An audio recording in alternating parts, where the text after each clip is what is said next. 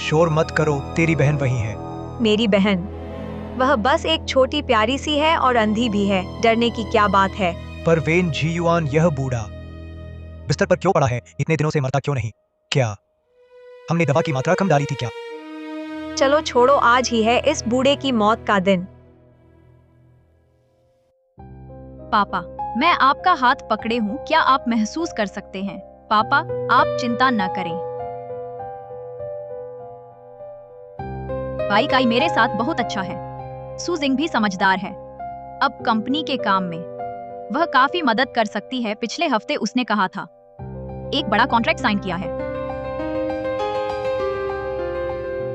कोई बात नहीं प्यारी, मैं हमेशा तुम्हारे साथ हूँ। शुक्रिया पति जी, मेरे मोटापे से परेशान नहीं हुए और हमेशा मेरे पास रहकर साथ दिया।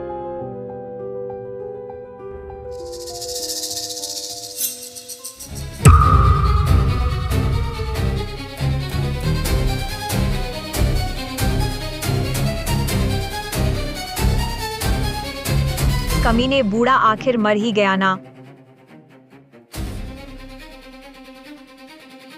दीदी आप चिंता ना करें, मैं और बहनोई हैं ना, पापा की देखभाल जरूर करेंगे। आप भी ज्यादा परेशान न हो, अपनी सेहत का ख्याल रखना।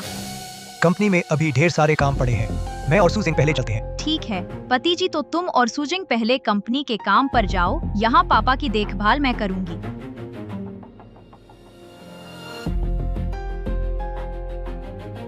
पापा, पापा मुझे डराओ मत पापा। पापा डराओ मत पापा।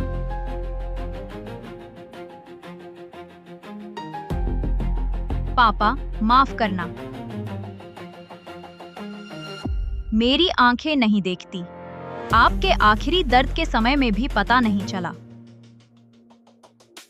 काश उस दिन मैं एक बार और पूछ लेती, काश पहले ही कुछ गड़बड़ महसूस कर लेती। तो तुम नहीं जाओगी?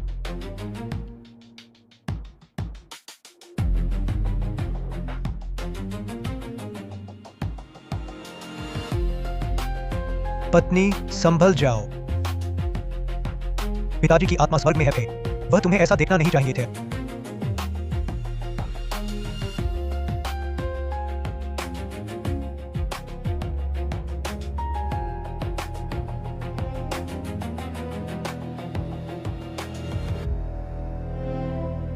दीदी तुम पूरा दिन रोती रही, ऐसे ही रहोगी तो शरीर नहीं संभाल पाएगा। कंपनी को अभी तुम्हारी जरूरत है, तुम बिल्कुल नहीं गिर सकती।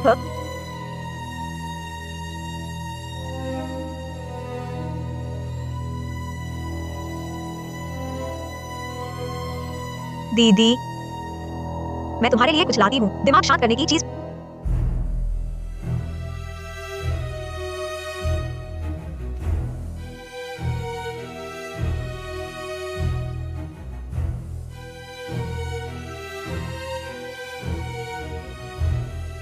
इस शांति धूप में मतिभ्रम पैदा करने वाला तत्व है, बस सूंघ लोगी तो मेरे काबू में आ जाओगी।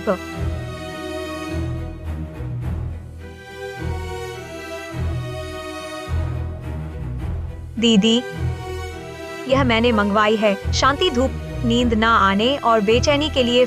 सूंघो, आराम मिलेगा।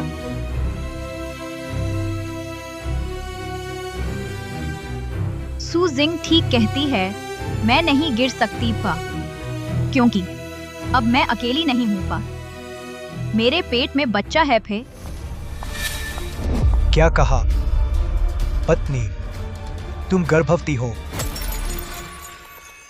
पत्नी तुम गर्भवती हो। सच में? बहुत अच्छा दीदी, यह तो पिताजी की आत्मा के लिए सांत्वना है। सच में पत्नी, मैं पिता बनने वाला हूँ। सच में पति, हमारा बच्चा होगा पे।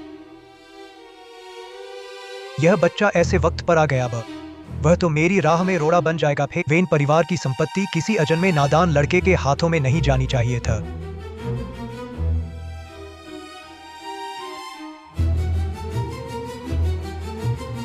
दीदी आराम करो, जब ठीक हो जाओगी तब कंपनी की बात करेंगे।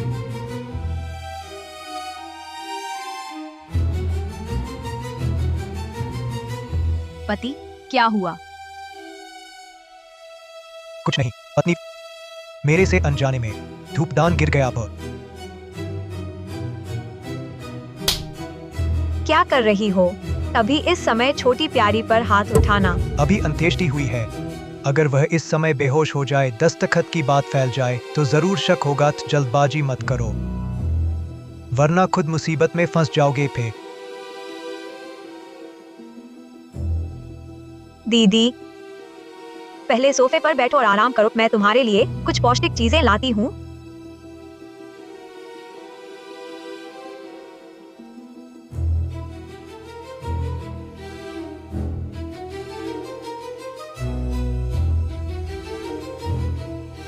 दीदी, यह मैंने खास तुम्हारे लिए तैयार किया है। ब्रेड चक्कर देखो। तुम्हें मूंगफली के मक्खन से एलर्जी है ना? अब देखती हूँ कैसे बचती हो।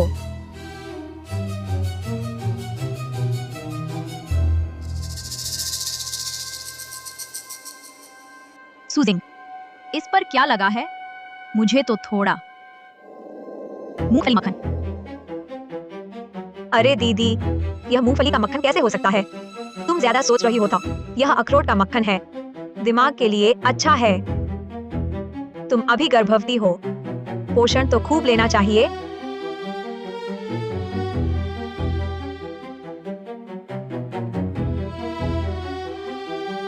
यह छोटी सी प्यारी कितनी सतर्क है। यह बच्चा जरूर नहीं रहना चाहिए कर।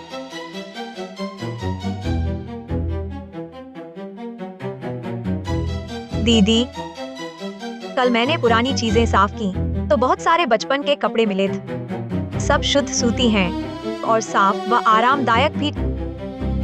बिल्कुल सही है तुम्हारे गर्भ के बच्चे के लिए। तो मैं तुम्हारे साथ ऊपर चलती हूँ। ठीक है।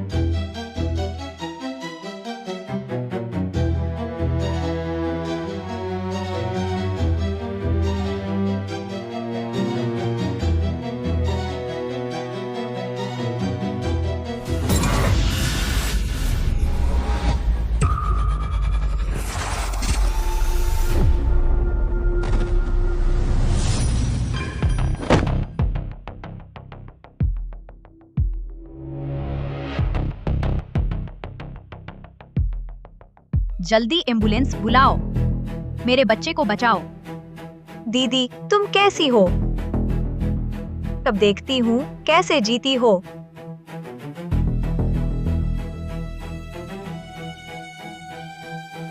जल्दी जल्दी मुझे दिखाओ। भी लगता है बहुत चोट आई है। झटपट एम्बुलेंस बुलाओ।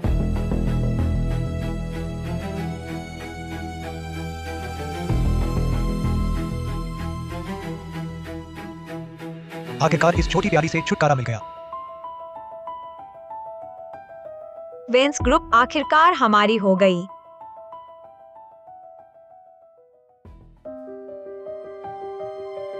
मेरा बच्चा।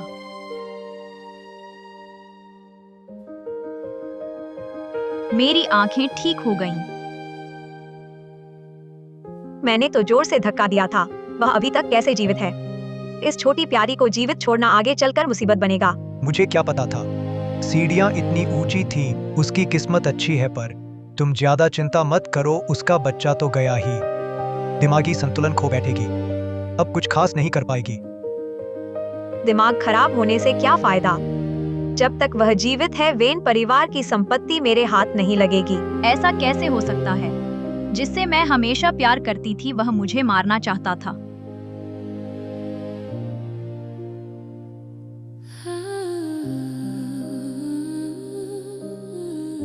प्यारी, ज्यादा दुखी मत हो, बच्चे फिर से होंगे। पहले स्वस्थ होना जरूरी है। दीदी, डॉक्टर ने कहा यह खून बढ़ाने की दवा है। तुम्हारा बच्चा अभी गया है, शरीर को मजबूत करो। आओ मैं खिलाती हूँ। यह छोटी प्यारी पहले आम खाकर घुटने लगी थी, इस बार गोली बना दी। पहचान नहीं पाएगी, निगलते ही फिर कभी नहीं उठेगी। सिर चकरा रहा है, दर्द हो रहा। प्यारी, तुम ठीक तो हो? कहीं तकलीफ है क्या? प्यारा, मुझे घर ले चलो, अस्पताल में डर लगता है। दीदी, क्या तुम देख पा रही हो? नहीं कह सकता, कह दिया तो वे जरूर और भी कठोर तरीके से मुझे मार डालेंगे। मुझे नाटक जारी रखना है। मैं देख नहीं पा रही। प्यारी, क्या तुम सच में कुछ भी नहीं देख पा रही हो? प्यारी, क्या तुम सचमुच कुछ नहीं देख पाती?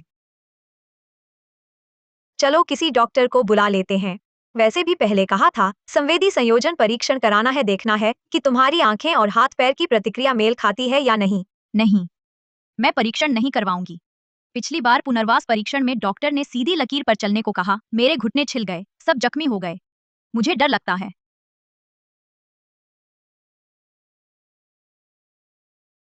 बस एक बार, प्यारी। डॉक्टर को जांचने दो कि क्या तुम वास्तव में छूकर आकार पहचान सकती हो। चलना नहीं होगा, ठीक है? मिस वेन, हम एक साधारण परीक्षण करेंगे। पहले लकड़ी के ब्लॉक को छूकर बताओ कि गोल है या चौकोर। कार्ड देखकर बस रंग बता देना। तनाव मत लो।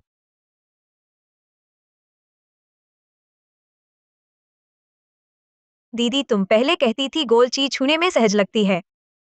मैं मैं पहचान नहीं पा रही। शायद गोल है। अब इस कार्ड को देखो मिस वेन, बता सकती हो कि क्या रंग है?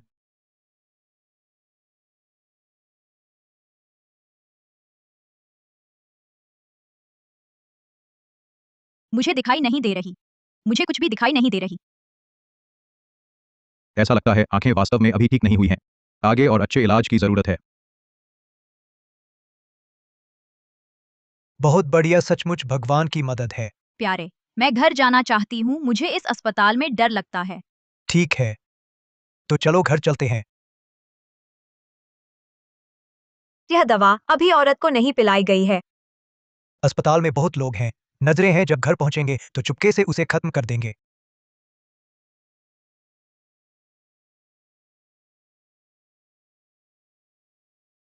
पत्नी, जूते बदलो।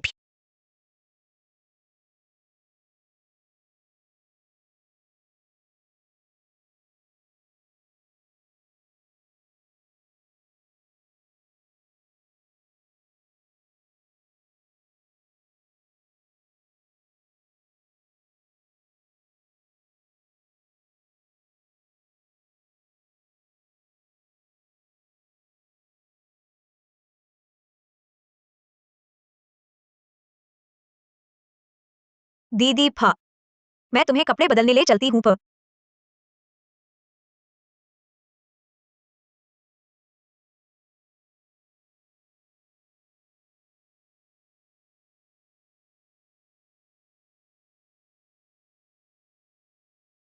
दीवार पर लगी तस्वीरें सब बदल दी गई हैं।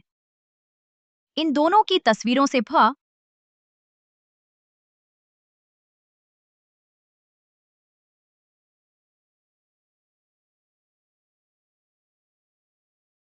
दीदी फ मैं तुम्हारे कपड़े ले आती हूँ।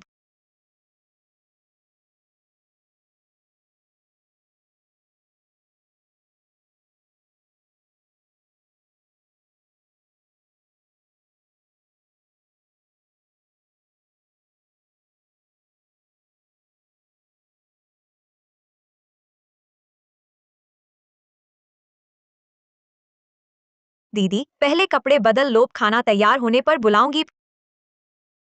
छोटी जिंगपो, यह कपड़ा गले का हिस्सा थोड़ा फटा हुआ लग रहा है।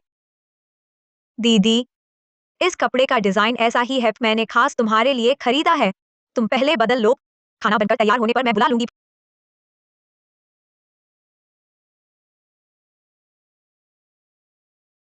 तो पिछले 2 साल इन्होंने मेरे साथ ऐसा ही किया है। इस अंधे के साथ। अच्छा, तू सच में मेरी अच्छी बहन है पा। अच्छे पति पा।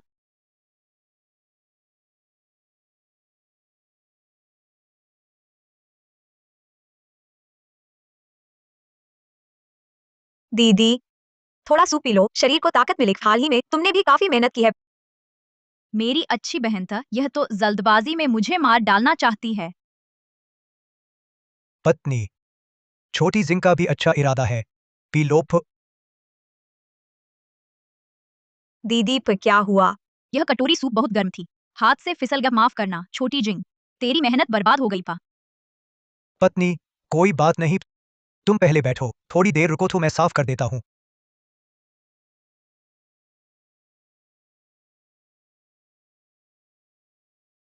उसकी हालत देखकर लगता है जैसे ठीक हो गई है। जल्दी मत करो, पूरी तरह से सुरक्षित होने के लिए हमें एक बार और परखना होगा।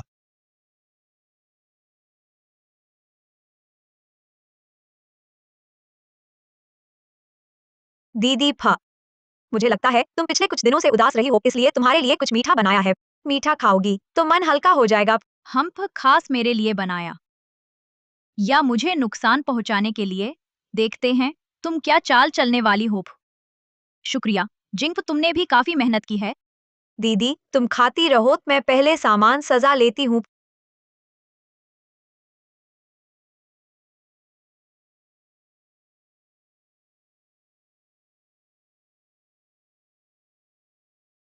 दीदी फा, खाना खाने के बाद कटोरे वापस ले आना।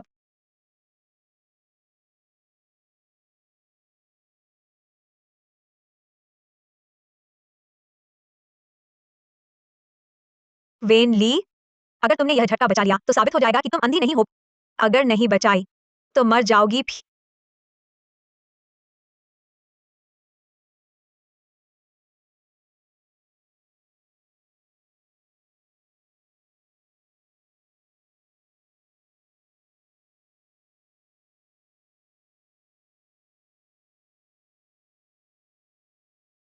पति जी, क्या हुआ? अलमारी का दरवाजा ठीक से बंद नहीं था, कटोरा गिर गया। पत्नी फो, तुम्हें क्या हुआ? शायद पिछले दिनों मीठा ज्यादा खा लिया फे, सूंघते ही बेचैनी हो रही है। छोटी प्यारी की जान बड़ी मजबूत है, इतने पर भी नहीं मरी। पति जी, मैं थोड़ी थक गई हूँ, मैं पे आराम करने चली। पत्नी, मैं तुम्हें ऊपर चढ़ा दूं? नहीं चाहिए थे, मैं खुद कमरे तक चली जाऊंगी। तुम यहाँ रहकर इसे साफ कर दो। फिर मैंने कहा था वह ठीक नहीं हुई। हर बात पर शक मत करो। ठीक नहीं हुई, हर बार हमारी योजना बिल्कुल सटीक बचा लेती है। नहीं, मुझे अभी भी संदेह है। एक बार और परखते हैं।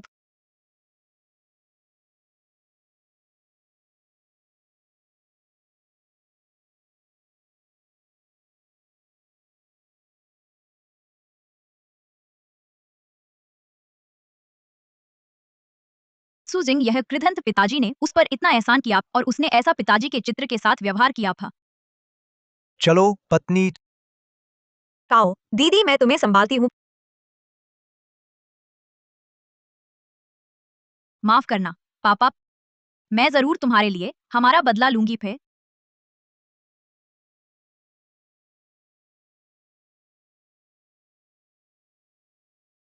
सुजिंग, सीढ़ियों पर क्या था? मुझे लगभग गिरा दिया। सीढ़ियों पर टंगा चित्र गलती से गिर गया। मैं उन्हें हटवा दूंगी ताकि फिर न गिराए। कोई प्रतिक्रिया नहीं।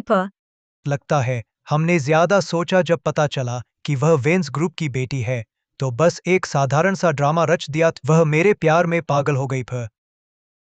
ऐसी मासूम लड़की कैसे हमसे सावधान रहती?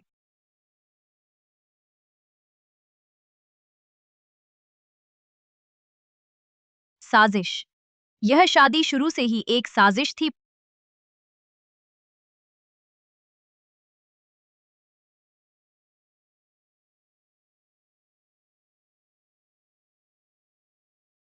सोचो, वह मासूम अगर जान जाए कि वह हमेशा एक मसखरे की तरह हमारे हाथों खेलती रही तो कितना रोएगी।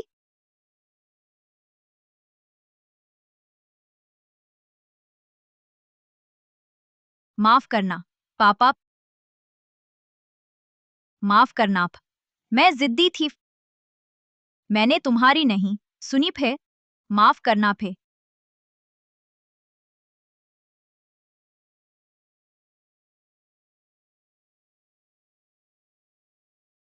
नहीं पा, अभी दुखी होने का वक्त नहीं है। जीवित रहकर ही बदला लेना है। फे अगले हफ्ते मैं इंतजाम करूंगी। वेनली को ले जाकर अंधत्व समेकन उपचार कराऊंगी। कुछ खास दवाओं से उसे हमेशा के लिए अंधा कर देंगे प फिर वह पूरी तरह बेकार हो जाएगी, हमारे रास्ते में कभी नहीं आएगी प साफ सुथरा काम करना, कोई निशान न छोड़ना। जब वह पूरी तरह अंधी हो जाएगी, वेन परिवार की सारी संपत्ति हमारी हो जाएगी।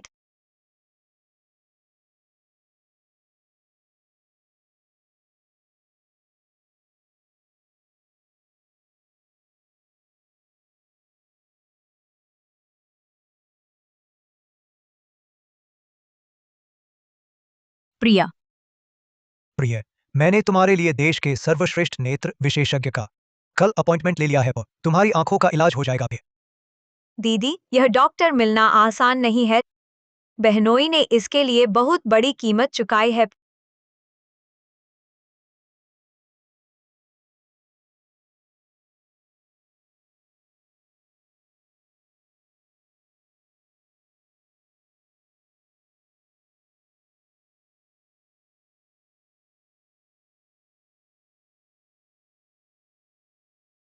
बहनोई, क्या सब कुछ ठीक से तय हो गया है? चिंता मत करो फ ऊपर नीचे सब तय हो गया है। वेन ली यह प्यारी सी लड़की कभी भी जीवित बाहर नहीं आ पाएगी। वेन ली का आज अंत होगा। मैं जिया बा। वेन ली, तुम मुझसे हार गई फिर। वेन ली यह प्यारी सी लड़की कभी भी जीवित बाहर नहीं आ पाएगी। वेन ली का आज अंत होगा पर मैं जीत गया। बस मेरी इस ऑपरेशन टेबल पर मौत का इंतजार कर रहे हो। पहले मैं तुम्हें दिल से प्यार करती थी और तुम लोगों ने मेरी जान लेने की ठान ली। चलो देखते हैं आखिरकार हंसता कौन है पा।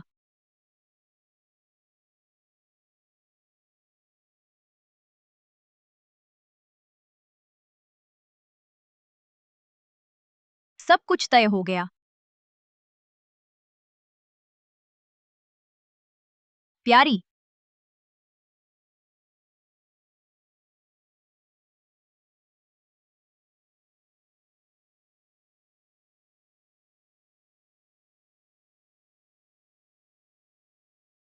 बाई काई सुजिंग, तुम पर मेरा कर्ज है, मेरे अजन्मे बच्चे का कर्ज है, मेरे पापा का कर्ज है। मैं इन सब का एक एक पैसा वापस लेकर रहूंगी। हाँ, अभी जो सह रही हूं वो इसलिए कि भविष्य में तुम्हें कुचल सकूं थे। यह हिसाब किताब अभी तो शुरू ही हुआ है।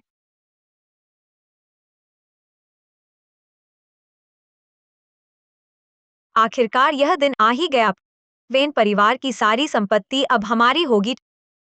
वेन परिवार आखिरकार हमारा हो गया। अब हमें कभी भी वह गुलामी की जिंदगी छिपने झांपने वाली फ कब यह बंगला, यह कंपनी सब हमारा है।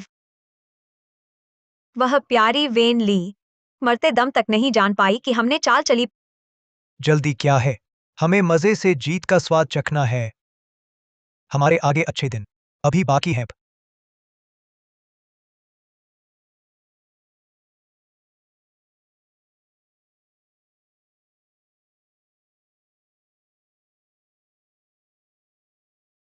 ये सब चीजें उसने और वेन झियुआन ने खुद जलाए थे। पहले छूने भर से वह चिढ़ जाई थी। अब मैं तोड़ूं, कुछ लूं, जैसी मर्जी पर।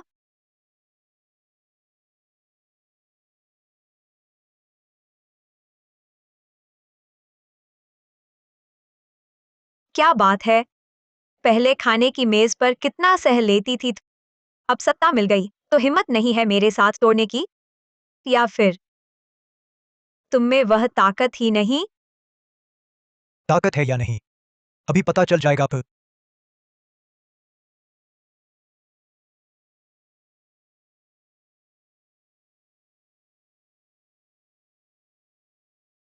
किसकी इतनी हिम्मत? देख नहीं रहे व्यस्त हैं? मजा किरकिरा कर दिया फे।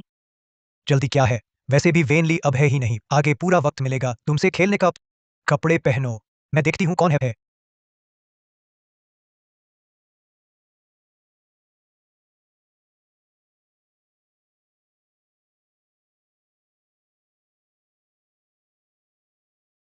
पत्नी दीदी, यह कैसे हो सकता है? वह तो सुजिंग, वह यहाँ क्यों है? मुझे क्या पता। पति, छोटी जिंग, मैं मैं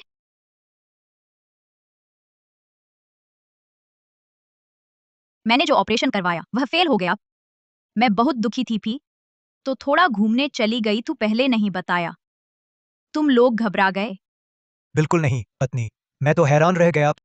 तुम बाहर देखो, इतने पतले हो गए हो। बहुत कष्ट सहे होंगे। कष्ट तो नहीं होता अगर तुमने मुझे पहले छोटी प्यारी न कहा होता, तो मैं खुद को पतला करने पर मजबूर न होती थी। अब दिखावे की हमदर्दी फ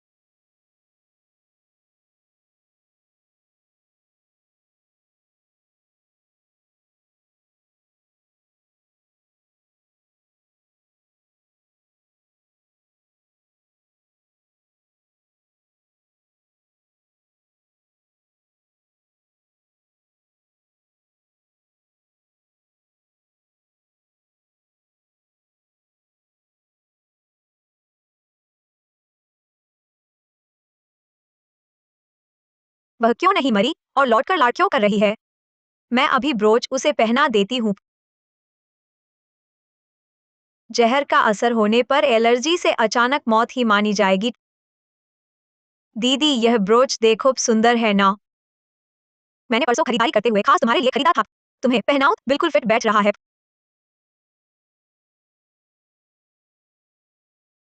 पति जी, क्या हुआ? कुछ नहीं पत्नी, मैंने देखा तुम बहुत थक गई हो। तुम्हें और आराम करने दो। तुम्हारा ऑपरेशन हुआ है, त्वचा जरूर संवेदनशील होगी। यह ब्रोच धातु की है, डर है कि एलर्जी हो जाए। एलर्जी पा?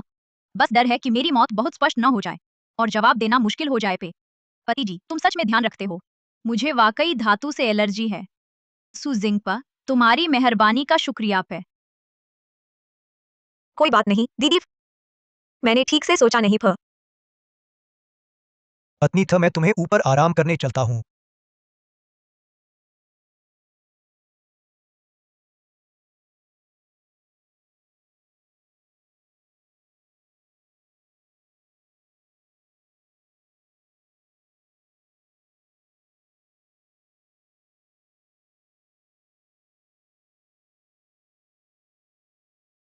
पत्नी, तुम आराम करो तो मैं बाहर जाकर पानी लेकर आता हूँ। पति जी, तुमने कष्ट उठाया। तुमने मुझे क्यों रोका? वह ब्रोच का जहर तेजी से काम करता है और पता नहीं चलता, उसे सीधे मार देना, खत्म हो जा। कैसे? अब देखो, वह तली और सुंदर हो गई है। अब तो दिल नहीं करता। दिल नहीं करता फे।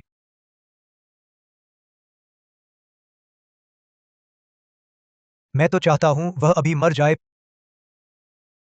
ब्रोच पहनाना बहुत जोखिम भरा है। अगर वह ड्राइंग रूम में मर गई तो अधिकारी तुरंत पता लगा लेंगे।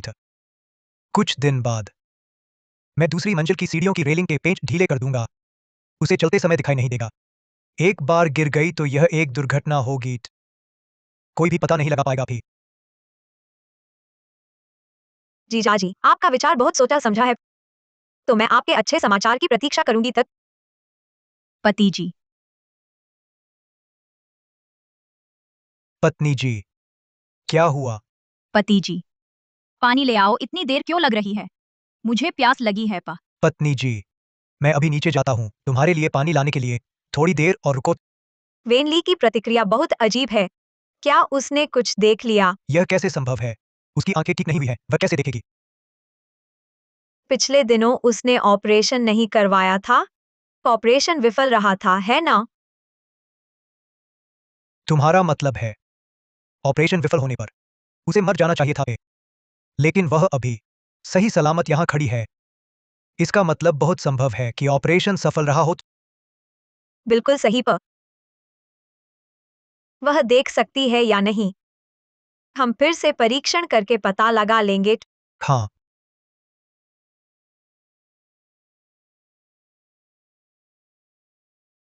दीदी थोड़ा पानी पी लो। धन्यवाद छोटी जिंक। क्या हुआ? क्या टूट गया? कोई बात नहीं दीदी, था बस एक गिलास था।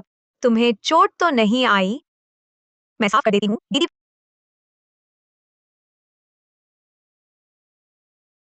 दीदी चलो लिविंग रूम में थोड़ा टहलाते हैं, शरीर हिला डुला लो।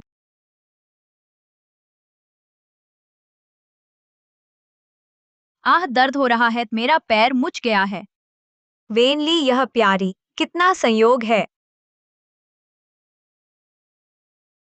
सु जिंगफा, मेरा पैर मुच गया है पे। तुम्हारे जीजाजी को कि मुझे ऊपर कमरे में ले चले आराम करने के लिए। पत्नी फो, मैं तुम्हें ऊपर ले चलता हूँ आराम करने के लिए।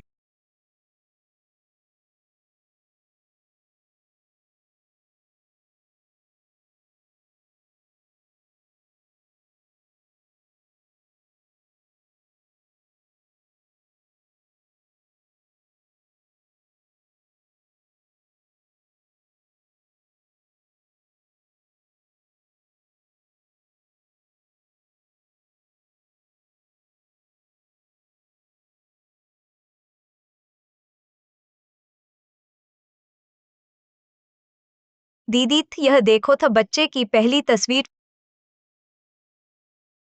मैंने खास तौर पर ढूंढी थी तुम्हें दिखाने के लिए कि यादगार चीज की तरह। क्या यह बच्चे की तस्वीर है? क्या मैं छू सकती हूँ?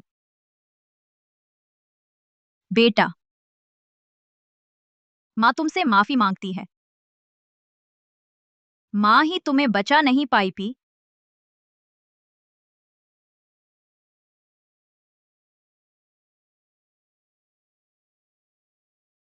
सु जिंगफा, मुझे बिस्तर पर लेटा दोथ, मैं अकेले कुछ देर रहना चाहती हूँ फा।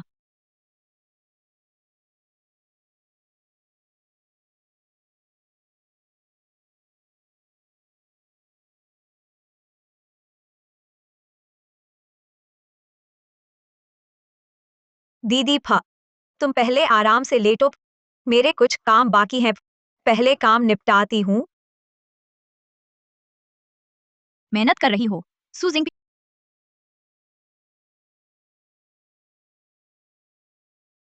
मैंने उसकी कई बार जांच की, कुछ भी खामी नहीं दिखी लेकिन मुझे लगता है वह इतनी साधारण नहीं है। अगली योजना ठीक से बनानी होगी, बिल्कुल भी कोई गलती नहीं होनी चाहिए। चिंता मत करो फ, सब तैयारी हो गई है।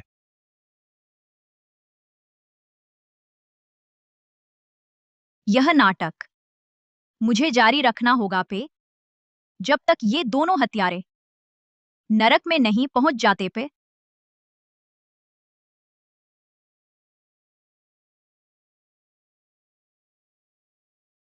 विंस ग्रुप आखिरकार हमारे हाथ में आ गया। मैं इस दिन का इंतजार कर रही थी।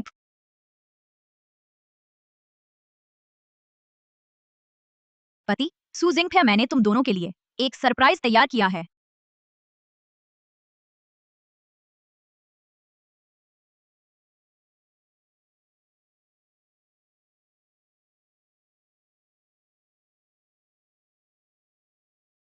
प्यारे सु जिंग, मैंने तुम दोनों के लिए एक सरप्राइज तैयार किया है। क्या उसे कुछ पता चल गया? बाइकाई तुम्हें क्या हुआ? तुम पागल हो गए हो। मामला जो आज इस हालत में पहुंचा है, यह सब तुम्हारी वजह से हुआ है। मेरी वजह से? कैसे? अगर तुम बार बार मुझे न रोकते तो वह पहले ही मर चुकी होती। हम, अगर मैं तुम्हें न रोकता तो हम पहले ही जेल में होते थे। अगर तुम शांत रहते मेरी योजना के मुताबिक, हम अब तक वेंस वापस ले चुके होते। तेरी योजना के मुताबिक उसका कब तक इंतजार करें? जब तक वह वेंस पर फिर काबिज हो जाए, या जब तक वह हमें बाहर निकाल दे? वह वापस कैसे आ सकी? सिर्फ इसलिए क्योंकि तुमने बार बार मेरी योजना बिगाड़ी थी। बस अब यह सब कहने से क्या फायदा? उसे जल्द से जल्द मारना होगा, तभी वेंस वापस मिल सकेगा।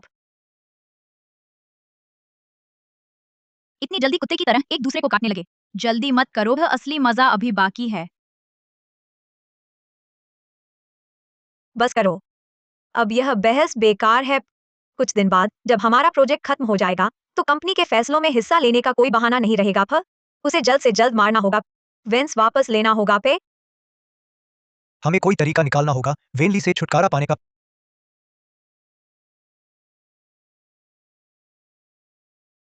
मेरे पास एक प्लान है।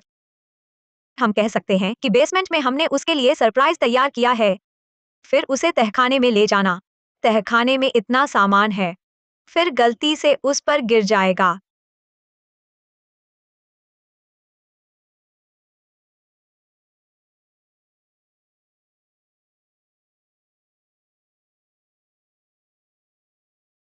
वह तहखाने से निकल नहीं पाएगी, यह तो सामान्य बात है।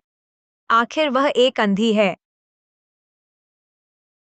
हर चीज बिल्कुल सही समय पर होगी। मैं तुम्हारी कद्र करने लगी हूं।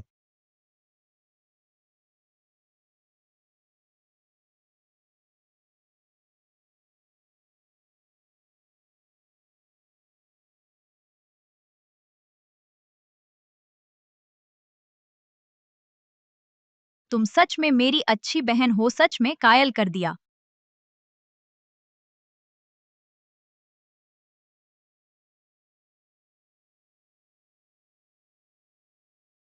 दीदी, मैं और जीजा जी ने तहखाने में तुम्हारे लिए एक सरप्राइज तैयार किया है।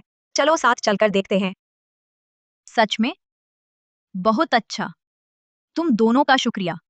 मैं तो अभी से बेसब्री से इंतजार कर रही हूँ।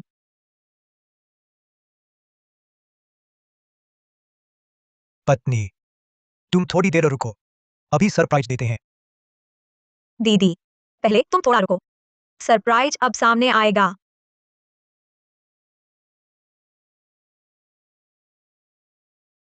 चलो अंदर चलते हैं।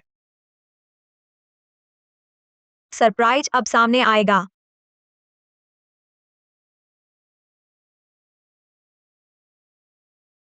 ठीक है, चलो अंदर चलते हैं। जब तहखाने का दरवाजा खुलेगा और वेनली अंदर जाकर मर जाएगी, वेंस ग्रुप हमारा हो जाएगा।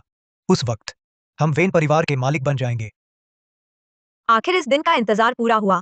आखिर मैं अपने पिता का बदला ले पाऊंगी।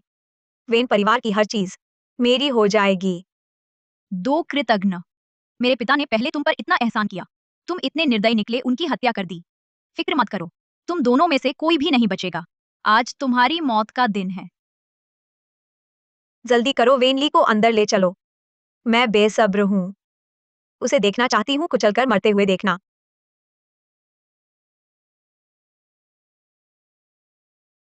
प्यारी, चलो अंदर चलते हैं। सरप्राइज अंदर ही है।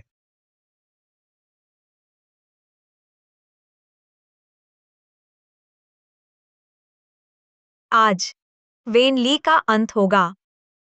उसके मरने के बाद वेन परिवार की सारी संपत्ति हमारी हो जाएगी।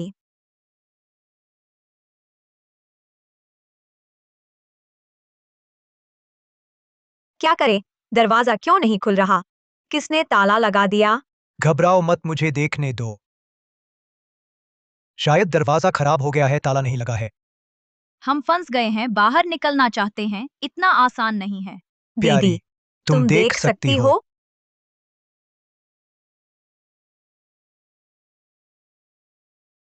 हम फंस गए हैं, बाहर निकलना चाहते हैं, इतना आसान नहीं है।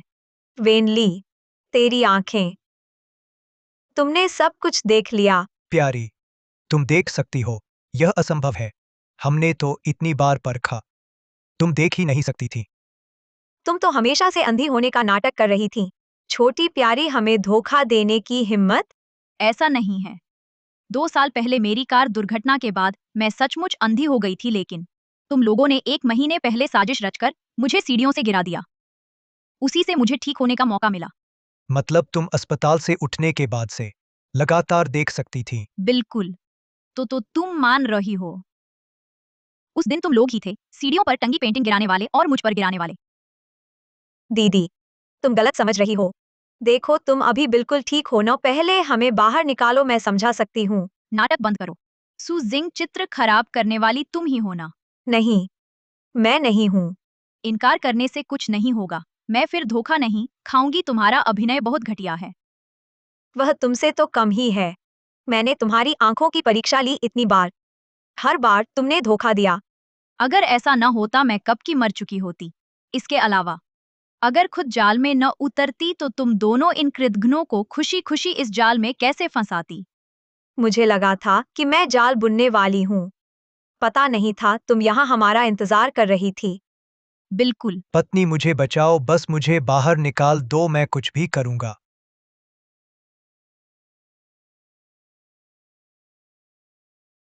ठीक है।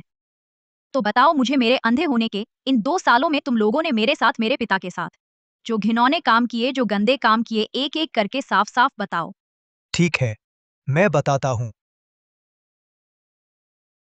तो बताओ मुझे, मेरे अंधे होने के इन 2 सालों में तुम लोगों ने मेरे साथ, मेरे पिता के साथ जो घिनौने काम किए, जो गंदे काम किए, एक करके साफ साफ बताओ। ठीक है, मैं बताता हूँ। कायर, बेकार है।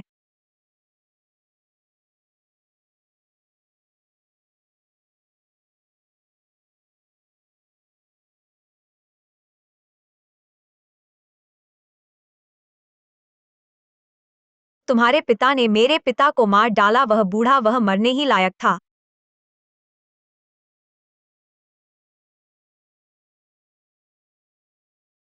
तो तुमने मान लिया, तुम लोगों ने ही मेरे पापा को मारा। दीदी, मैं गलत थी, मैं तुमसे विनती करती हूँ, पहले मुझे बचाओ, मैं सब कुछ बता दूंगी। मत, उस पर भरोसा मत करो। यह सब प्लानिंग उसी की है, मुझे मजबूर किया गया था। मुझे बचाओ, मेरे सबूत तुम्हें दे दूंगी। अब से जो पहले सच बोलेगा, मिलीभगत के तरीके समेत और कार्रवाई कैसे की, उसे ही बचाऊंगी। यह उसी ने किया। उसने ही दुर्घटना रचने का सुझाव दिया, ब्रेक मैकेनिक को भी खरीद लिया। तू झूठ बोल रहा है, साफ तौर पर तू ही था। परिवार की संपत्ति पर नजर थी, मुझे ऐसा करने पर मजबूर किया। संपत्ति के लालच में बाइक आई, तू भूल मत, उस साल तू जुआ खेलता था, कर्ज में डूब गया था। मैंने तेरा कर्ज चुकाया था, शर्त यह थी इन पापा को खत्म करने में मेरी मदद करे। वेन ली, मेरे पास ट्रांसफर रिकॉर्ड है, मेरी प्राइवेट यूएसबी में ही है। मुझे बाहर निकालो, अभी दे दूंगा। वह पैसा तूने उधार दिया था और दुर्घटना वाले दिन तू ही था, खुद गाड़ी चलाकर वेन पापा का पीछा किया, उनका रूट पता किया, फिर मुझे बताया। उसने जानबूझकर ब्रेक फेल्योर का नाटक रचा, गैराज पर इल्जाम लगाया ताकि पुलिस को शक न हो। जारी रखो, जो ब्यौरा बता सकेगा, समय समेत जगह और बाद के छिपाने के तरीके।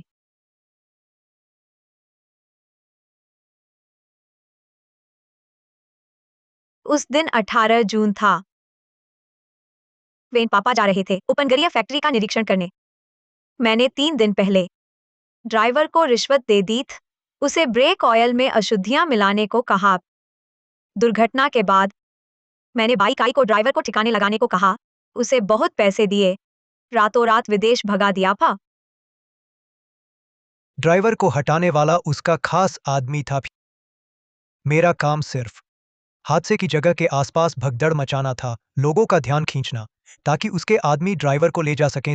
और मुझे यह भी पता है, ड्राइवर को डराने के लिए उसने उसके परिवार को पकड़ लिया ताकि वह भेद न खोले।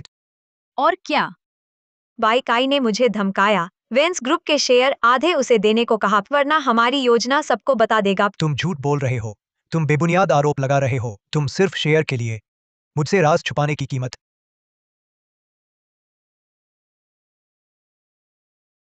शेयर बांटने की मांग कर रहे हो। बाइक आई, जब तुम वेंस ग्रुप में प्रोजेक्ट मैनेजर थे तो अपने पद का गलत फायदा उठाकर कंपनी का पैसा हड़प लिया, मैंने ही उसे छुपाया था। तुम्हें लगता है मुझे पता नहीं? तुम चोरी से कंपनी की संपत्ति हड़प रहे थे। वेन ली, बाइक आई को वेन परिवार की संपत्ति पर बहुत पहले से नजर थी। उसने खुद मुझसे संपर्क किया, कहा कि वेन पिता को हटा दो तो तुम्हें कमजोर करके वेंस ग्रुप पर कब्जा कर लेंगे। मैंने पैसे हड़पे, यह सच है, लेकिन वह तुम्हारी वजह से मजबूरी में किया थे। तुमने मेरे परिवार की सुरक्षा से मुझे धमकी दी, मुझे तुम्हारे लिए काम करने पर मजबूर कर दिया थे। और वह न सिर्फ तुम्हारे पिता को नुकसान पहुंचाना चाहती थी, बल्कि तुम्हें भी निशाना बनाना चाहती थी। पिछली बार उसने तुम्हें जो शांति धूप जलाई थी, उसमें मतिभ्रम पैदा करने वाला तत्व था। वह तुम्हारी बेहोशी में संपत्ति हस्तांतरित करना चाहती थी। पिछली बेहोशी की घटना, मुझे हमेशा संदेह था कि वह दुर्घटना थी, लेकिन अब लगता है वह सुजिंग की साजिश थी। सबूत कहाँ है?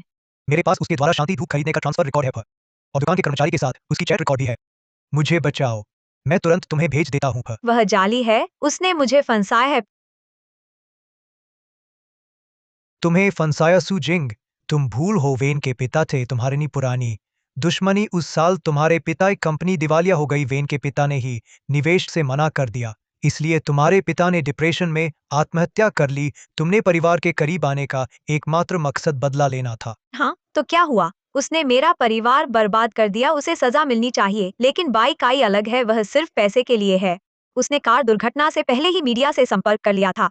वेन के पिता के मरने के बाद तुरंत खबर छापने वेन्स ग्रुप बुरी खबरें और सस्ते में शेयर खरीदने की योजना बनाई। मैंने नहीं किया, मीडिया से तुमने संपर्क किया। तुमने कंपनी की मुख्य तकनीक भी लीक कर दी प्रतिद्वंद्वी को, ताकि वेन्स ग्रुप पूरी तरह बर्बाद हो जाए। वेन ली, मुझे यह भी पता है तुम्हारे पिता ने मरने से पहले एक गुप्त वसीयत छोड़ी थी। वह उनके स्टडी रूम के सेफ में छुपी है। सुजिंग हमेशा से उसे पाना चाहती थी। पिता की वसीयत मैंने वाकई अभी तक नहीं ढूंढी। मुझे नहीं पता था सुजिंग पहले से ही उसकी नजर वसीयत पर थी। तुम्हें और क्या पता है? मुझे सिर्फ इतना पता है, वसीयत छुपी है स्टडी रूम के सेफ में। लेकिन मुझे पासवर्ड नहीं पता। सुजिंग सुजिंग ने ताला बनाने वाले को ढूंढ लिया था तिजोरी खोलने के लिए, पर तुम्हारे पिता ने देख लिया। यह भी एक कारण था कि उसने जल्दी की तुम्हारे पिता को मारने का। तुम झूठ बोल। ताला बनाने वाले को तुमने ढूंढा था। तुमने मेरे वेन घर में न होने का फायदा उठाया, चुपके से अध्ययन कक्ष में घुस गए। लेकिन वेन के पिता ने तुम्हें देख लिया। तुमने उन्हें धमकाया भी कि किसी को न बताएं। वेनली, मेरे पास तुम्हारे पिता के सीसीटीवी फुटेज की कॉपी है। उसमें साफ दिख रहा है बाइकाई अध्ययन कक्ष में घुसते हुए। सीसीटीवी फुटेज तुमने बनवाई है। तुम पहले से मुझे फंसाना चाहते थे, मुझे बलि का बकरा बनाने के लिए। मुझे यह भी पता है कि तुम्हारे पिता ने उस साल असल में पता लगा लिया था हमारी योजना का, और पुलिस को बुलाने वाले थे। सुजिंग ने पहले ही कार्रवाई कर दी, तभी वह कार दुर्घटना हुई। पिता के चले जाने के पीछे इतने राज छिपे थे, मुझे पहले क्यों नहीं बताया? क्योंकि तुम्हारे पिता तुम्हारे लिए एक रास्ता छोड़ना चाहते थे। उन्होंने हमारी योजना का पता चलने के बाद तुरंत पुलिस को नहीं बुलाया, बल्कि पहले मेरे पास आए, मुझे अपनी तरफ मिलाने के लिए। सुजिंग के सबूत जुटाने में उनकी मदद करने को कहा और वादा किया मुझे पैसे देंगे ताकि मैं यहाँ से भाग सकूं। उन्होंने तुमसे कभी बात नहीं की, उन्होंने बात की थी मेरे से। उसने मुझसे कहा कि अगर मैं योजना रोक दूं तो वह वेन परिवार की संपत्ति का एक हिस्सा मेरे नाम कर देगा। मेरे पिता के नुकसान की भरपाई के लिए मैंने मना कर दिया, इसलिए पहले ही कार्रवाई की और उसने एक गवाह भी ढूंढ लिया था। वह उसका पुराना सहायक है झांगशु। झांगशु हमारी सभी योजनाएं जानता है। झांगशु को तुमने खरीद लिया था। तुमने उसे बहुत पैसे दिए ताकि वह चुप रहे, लेकिन मुझे झांगशु का पता है। मुझे बचाओ, मैं तुम्हें उसके पास ले जाऊंगा, वह मेरा गवाह बनेगा। झांगशु पिताजी का सबसे भरोसेमंद इंसान था। शायद उसे सच पता हो झांगशु कहाँ है। उसकी बात मत मानो। झांगशु को उसने मरवा दिया। वह डरा कि झांगशु सच बता देगा। तुमने ही झांगशु को मरवाया। तुम्हारे आदमी ही झांगशु को मारने गए थे। मैंने खुद देखा, तुम्हारे आदमी छुरे लेकर झांगशु के घर गए। शुक्र है झांगशु को पहले ही खबर मिल गई, वह छिप गया। लेकिन मुझे उसकी छिपने की जगह पता है, वह छिपा है शहर के बाहर एक उजड़े फार्म हाउस में। तुम झूठ बोल रहे हो। वह उजड़ा फार्म हाउस एक जाल है। तुम वेनली को वहां बहलाकर ले जाना चाहते हो, फिर उसे मरवा दोगे। वेनली, मेरे पास उसके और हत्यारे की बातचीत का रिकॉर्ड है। वह बहुत पहले से हम दोनों को मरवाना चाहता था ताकि वेन की सारी संपत्ति आके। जल्दी मुझे बचाओ, मैं सच कह रहा हूँ। मुझे बचाओ, मैं तुम्हें झांगशु के पास ले चलूंगा। अब देर हो गई है तो बहुत देर हो जाएगी। बातचीत का रिकॉर्ड कहाँ है? मेरे फोन में है। पासवर्ड मेरी जन्मतिथि है 0816। तुम अभी जाकर ले सकते हो, मेरी जैकेट की जेब में है। मत जाओ, उसके फोन में वायरस है। तुम जैसे ही लॉग इन करोगे उसके रिश्तेदारों को पता चल जाएगा। तुम्हारी सारी लोकेशन तुम्हारे लिए नुकसानदेह होगी। मैंने सबूत क्लाउड में सेव कर दिए हैं। अकाउंट मेरा फोन नंबर ही है। पासवर्ड है 123456। तुम अभी लॉग इन करके देख सकते हो। इसमें उसके हथियार खरीदने और गवाहों को रिश्वत, सारे सबूत है। उसका क्लाउड अकाउंट नकली है, इसमें सारे सबूत जाली हैं। मुझ पर आरोप मरना चाहता है। वेनली, तुम्हारे पिता ने एक गुप्त फंड छोड़ा था आपात स्थिति के लिए, इस्तेमाल करने के लिए। पासवर्ड सिर्फ मैं जानता हूँ। मुझे बचाओ, चलो हम साथ मिलकर यह पैसा निकालते हैं और तुम्हारी यह वसीयत ढूंढने में मदद करूंगा। हम मिलकर सुजिंग से निपटते हैं।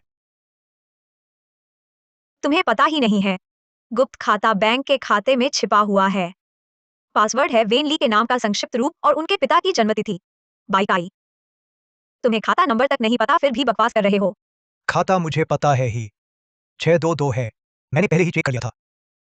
बस तुम मुझे बचा लो, मैं तुम्हें ले चलूंगा। यह पैसा निकालने आधा तुम्हें दे दूंगा। उसके बाद मैं अब और दखल नहीं दूंगी इस मामले में। सचमुच दो कृतज्ञ हैं पर इस वक्त तक पैसे की लड़ाई लड़ रहे हो पा। तुम्हें लगता है मैं तुम्हारी झूठी बातों पर विश्वास करूं?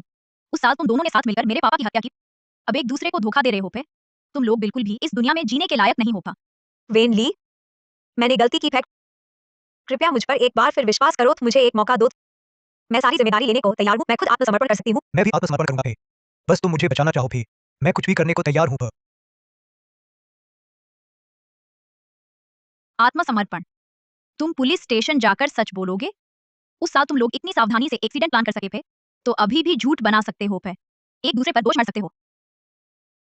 तुमने अभी कहा था कि है सीसीटीवी रिकॉर्डिंग की कॉपी। कहाँ है? मेरे घर के सेफ में है। उसके पास कोई सीसीटीवी रिकॉर्डिंग नहीं है।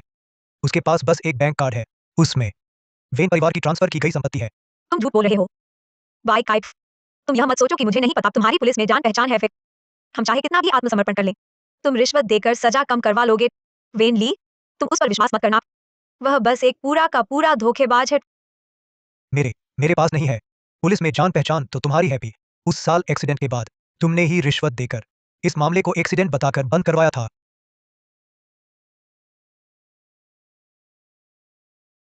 तुम लोगों की सारी बातें मैंने रिकॉर्ड कर ली हैं प। यह तुम्हारे अपराध का सबूत है पे।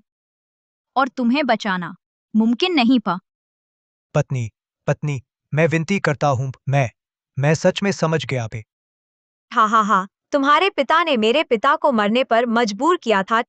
मैंने अपनी आंखों से देखा। छह कूद गए उस पल। मेरे दिल में बस बदले का ख्याल रह गया।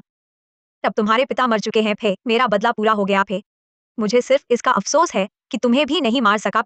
सुजिंग, तुम सच में बहुत मूर्ख हो प। मेरे पिता ने तुम्हें इतने साल पाला, तुम पर इतना प्यार लुटाया, वह कैसे तुम्हारे पिता के हत्यारे हो सकते हैं? तुम झूठ बोल रही हो।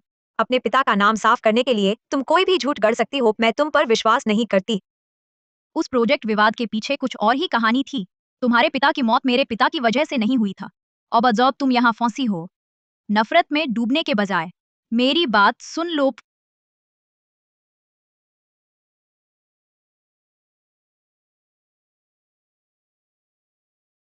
मैं तुम्हारी एक भी बात नहीं मानूंगी प। तुम सभी वेन परिवार वाले झूठे और धोखेबाज हो। तुम्हारे पिता की मौत उनके अपने पापों का फल थी। उस साल अगर तुम्हारे पिता ने इतना जोर नहीं डाला होता तो मेरा परिवार बर्बाद नहीं होता। मैंने खुद देखा अपने पिता को स्टडी रूम में रोते हुए फाड़ते हुए। तुम्हारे पिता के साथ का करार उसकी मृत्यु से पहले उसके हाथ में कसकर पकड़ा हुआ था, वह साझेदारी का कागज।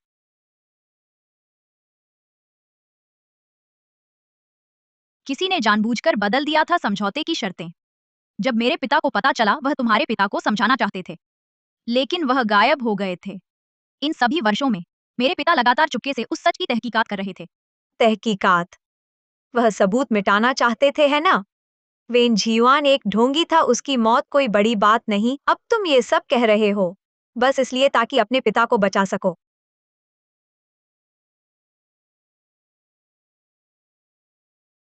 यह देखो, उन दिनों की तुम्हारे पिता और मेरे पिता की तस्वीर है। वे एक समय सबसे अच्छे दोस्त थे। दोस्ती से क्या होता है? कितने भी अच्छे दोस्त हों, फायदे के सामने दुश्मन बन जाते हैं। यह उस समय का वित्तीय विवरण है। इसमें दिखाया गया है तुम्हारे पिता की कंपनी में वित्तीय खामियां साझेदारी शुरू होने से पहले ही मौजूद थीं। मेरे पिता की कंपनी ने उनकी संपत्ति पर कब्जा नहीं किया। हम जाली दस्तावेज कोई भी बना सकता है। तुम्हें लगता है ऐसा करके तुम मुझे बेवकूफ बना लोगे? यह तीसरे पक्ष के ऑडिट संस्थान का प्रतिवेदन है पे। इसकी कानूनी मान्यता है पे। उस साल एक प्रतिस्पर्धी कंपनी ने प्रोजेक्ट हथियाने के लिए जानबूझकर हम दोनों के बीच दरार डाली थी। उस प्रतिस्पर्धी कंपनी ने तुम्हारे पिता की सीधी सादगी का फायदा उठाकर जाल बिछाया पे। उन्होंने न सिर्फ तुम्हारे पिता की तकनीक चुराई, बल्कि तुम्हारे सामने यह भ्रम भी फैलाया कि मेरे पिता हत्यारे हैं। नहीं पा। फिर भी वेन झियुआन जिम्मेदार है पो। अगर उस साल उसने मदद की होती तो मेरे पापा नहीं मरते प। मेरे पिता ने उदासीनता नहीं दिखाई। जैसे ही उन्हें तुम्हारे पिता की मुश्किलों का पता चला, उन्होंने तुरंत पैसा तैयार किया फ। लेकिन जब वह तुम्हारे घर पहुंचे, तब तक बहुत देर हो चुकी थी फ। वह हमेशा तुम्हारे पिता को न बचा पाने के अपराधबोध से ग्रस्त रहे थे। इन सालों की तुम्हारी देखभाल भी उसी कसक की भरपाई थी था। अगर तुम्हारी बात सच भी है तो क्या फर्क पड़ता है? मेरे पिता तो मर चुके हैं। वेन झियुआन को भी मैंने मार डाला। अब कुछ नहीं बदल सकता। लेकिन सच्चाई दफन नहीं होनी चाहिए थे। तुम्हारे पिता ने उस समय शायद इस्तेमाल तो होने दिया, लेकिन उन्होंने सच छुपाना चुना था। मैंने पता लगाया है तुम्हारे पिता ने अपने जीवन काल में तुम्हारे लिए एक चिट्ठी छोड़ी थी, बस उसे रोक लिया गया था। वह चिट्ठी फ? कौन सा खत? मुझे क्यों नहीं पता? मुझे भी हाल ही में पता चला खत का सुराग। वह खत शायद तुम्हारे पिता के उस समय के सेक्रेटरी के पास है। वह अभी भी विदेश में रहता है, बस उसे ढूंढना है। तो खत मिल जाएगा, तुम्हारे पिता की असल सोच पता चलेगी। अगर उस घटना में कोई रहस्य हो, वेन जियुआन जरूरी नहीं कि बेकसूर हो। उसकी कंपनी आज जिस मुकाम पर है, उसके हाथ शायद साफ न हो। मैं व्यापार जगत की धोखाधड़ी और छल कपट से इनकार नहीं करता, लेकिन मेरे पिता किसी की जान लेने वाले नहीं थे। उन्हें तुम्हारे पिता की मौत का पता चलने पर अपराध बोध से घिरे रहे, उस विवादित प्रोजेक्ट को छोड़ दिया। अपराध बोध? उसका अपराध बोध किस काम का? क्या वह मेरे पिता की जान वापस ला सकता है? बदला लेने के लिए मैंने इतना कुछ खोया, जोखिम भी उठाया, अब तुम कहती हो सब झूठ था। मैं मान नहीं सकती। नफरत सिर्फ तुम्हें जकड़ेगी। तुमने मेरे पिता को मारा, अब यहाँ फंस गई हो। क्या यही चाहती थी तुम? उस समय के मेरे पिता का सेक्रेटरी सच में मिल पाएगा? मैं उससे संपर्क कर चुकी हूँ। वह गवाही देने आने को राजी है। कहता है उस समय किसी ने धमकाया था, इसलिए उसने खत रोक लिया। सुजिंग, शायद तुम्हारे पिता के अपने कारण रहे हों, लेकिन तुम नफरत से आंखों पर पर्दा नहीं डाल सकती।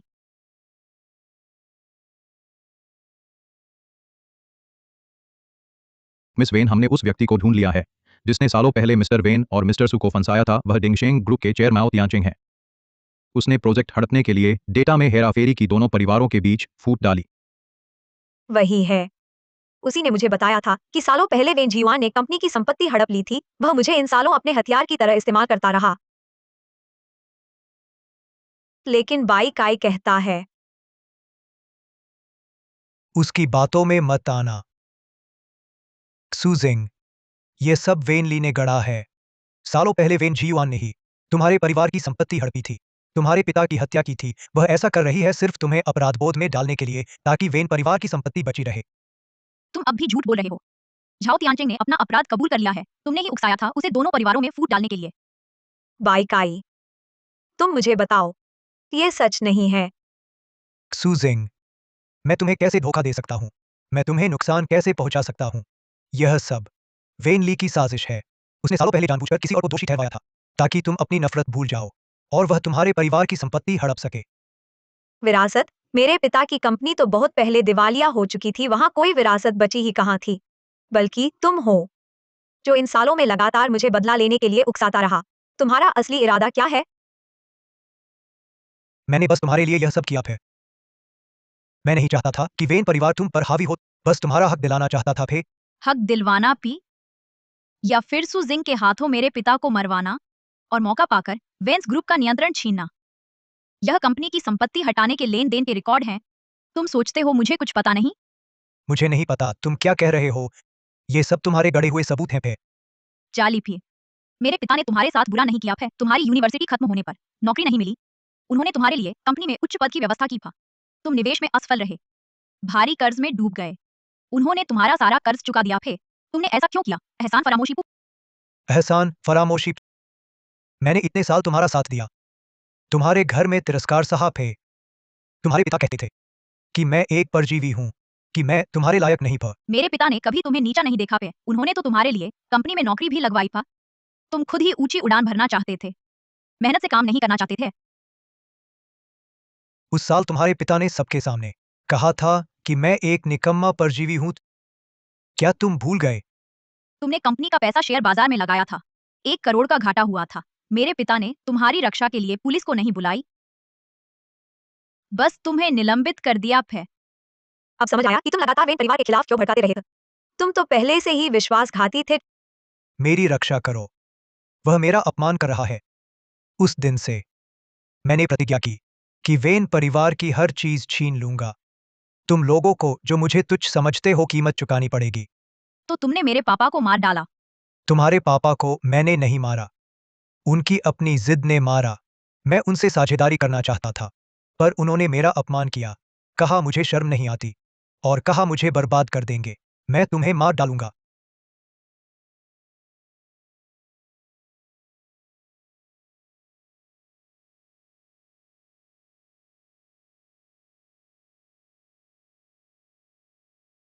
बाई काई, तुमने अपने स्वार्थ के लिए इतने लोगों को चोट पहुंचाई। अब आखिरकार प्रायश्चित कर सकते हो। मैं हार गया, मैं बुरी तरह हार गया। तुम मुझसे नहीं हारे।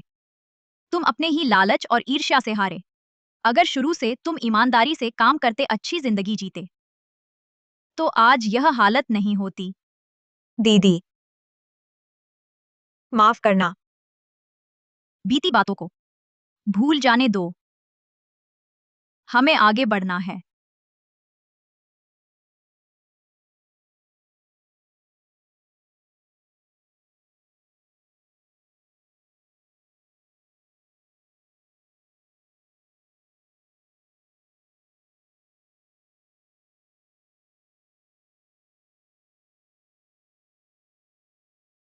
पापा, मैं आपसे अच्छी तरह विदा लेने आई हूं। याद है बचपन में आप अक्सर कहते थे मैं पीछे पीछे घूमने वाली हूं। रोज आपके साथ ऑफिस जाती थी, डेस्क पर पड़ी होमवर्क करती थी, मुझे सुलाने कहानी सुनाते थे।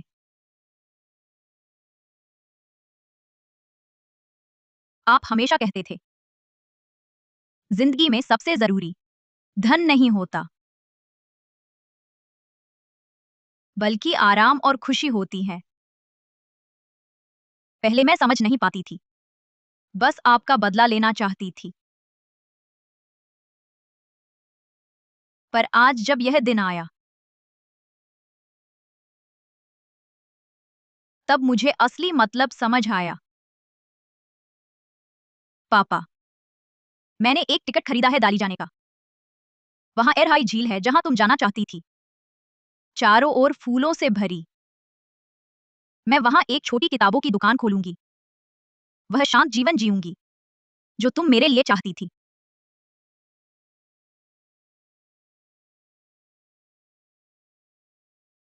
तुम चिंता मत करना, मैं अपना ख्याल रखूंगी। तुम्हें अक्सर भेजती रहूंगी वहां की तस्वीरें, अपने हाल चाल बताती रहूंगी। तुम भी वहां खुश रहना, मेरी चिंता मत करना।